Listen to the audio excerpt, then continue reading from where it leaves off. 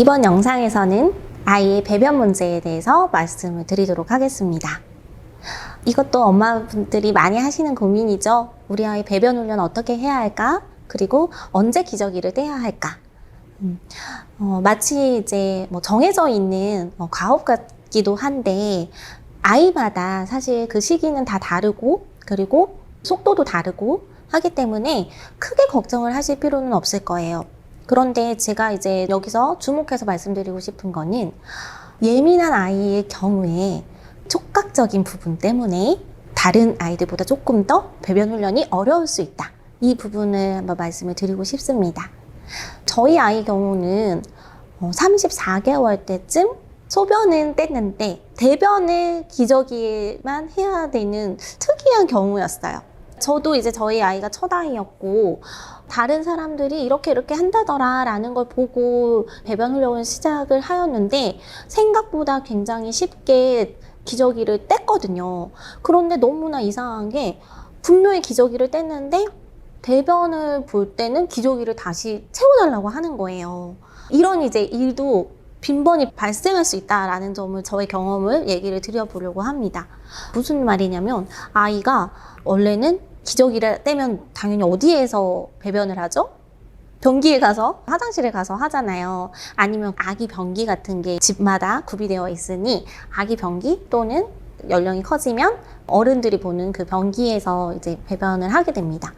그런데 저희 아이는 어떤 일이 있었냐면 응가가 마려우면 기저귀를 차서 자기만의 뭔가 공간으로 가는 거예요. 화장실이 아니라, 그리고 아기 변기도 아니고.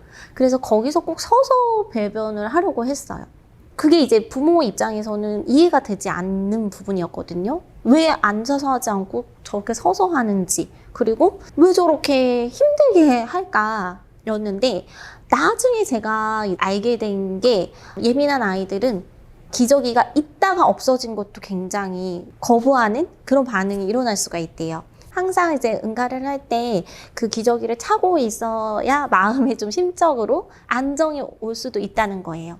그런데 이제 이런 사실을 모르고 변기가 무서워서인가 싶어서 캐릭터 변기를 막 종류별로 또 다 구비를 해보고 또 변기에서 뭔가 하면 막 칭찬해주고 사탕을 준다든지 보상하는 방법도 해보고 여러 가지 이제 방법들을 해봤는데도 잘 되지 않는 경우에 저희 아이 같은 경우도 있을 수 있구나를 한번 아시면 좋을 것 같아요. 그래서 만약에 다른 아이들은 잘 하는데 우리 아이가 혹시나 이런 부분들이 잘 되지 않을 경우 우리 아이가 촉각적으로 예민해서 그런 걸 수도 있겠다. 그리고 이 기저귀의 도움이 어느 정도까지는 필요할 수 있겠다라는 것을 부모님이 인지하시는 것도 육아의 중요한 부분이 될 것 같습니다. 그리고 예민한 아이들의 경우에는 불안도가 좀 높은 편이잖아요. 그래서 자신의 뭔가 행동을 할 때 안전을 보장받아야지만 대변도 볼 수가 있는 거예요. 그러니까 집에서 아주 편안한 공간에서는 또 대변을 잘 보는 아이가 밖에 나가거나 유치원에 가거나 식당에서는 대변을 보지 못하는 경우가 아주 빈번히 발생합니다. 그럴 때 부모가 아무 데서나 보면 되지 하고 윽박 지르실 게 아니라 아이가 자신의 안전을 확보해야지만 하는 아이구나, 우리 아이는 조금 더 예민한 아이구나를 인정을 해주시고 좀 도와주실 필요가 있을 것 같아요. 그리고 또 하나 중요한 팁은 변비에 걸리지 않게 신경을 미리미리 써주셔야 한다는 것입니다.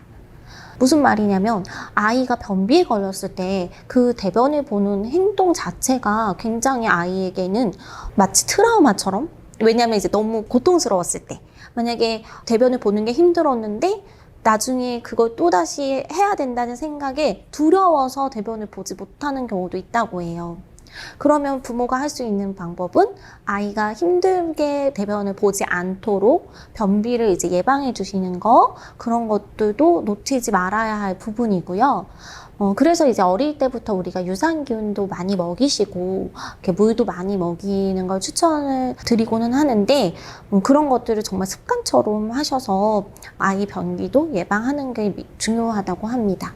그 예전에 한번 그 방송에서도 대변이 아주 어려웠던 예민한 아이에 대한 방송이 나온 적이 있어요. 근데 거기서 이제 전문가가 어떤 또 처방을 내리셨냐면, 아이가 대변을 보기 너무 어려울 경우에는 쪼그리고 앉아서 대변을 또 볼 수 있도록 도와주고, 그리고 항문에 바를 수 있는 연고 같은 것들을 이제 미리 구비하셔서 아이가 항문이 찢어져서 아파서 고통스러워서 대변을 보는 일이 두렵지 않도록 부모가 그런 부분들을 또 관리해줘야 한다는 조언을 하시더라고요. 그래서 그런 여러 가지 것들을 이제 다 참고하시고, 그리고 이제 기저귀를 뗄 때 팁에 대해서 하나만 더 말씀을 추가로 드리자면, 기저귀는 아이하고 협의를 하셔가지고 이제부터 아이가 뭐 몇 살이 되었으니 이거는 동생을 주자, 이렇게 아이 눈에 보이게 해야지 그냥 뭐 없애버리면 아이는 그 기저귀를 계속 찾는다고 합니다. 그러니까 아이하고 딱 눈에 보이게 동생이 주는, 보이는 행위를 아이와 함께 실행하셔서 우리 집에 더 이상 기저귀가 존재하지 않는다, 그런 것들을 아이에게 인지시켜주는 것도 기저귀를 쉽게 뗄 수 있는 방법 중 하나이니까 참고하시면 좋을 것 같습니다.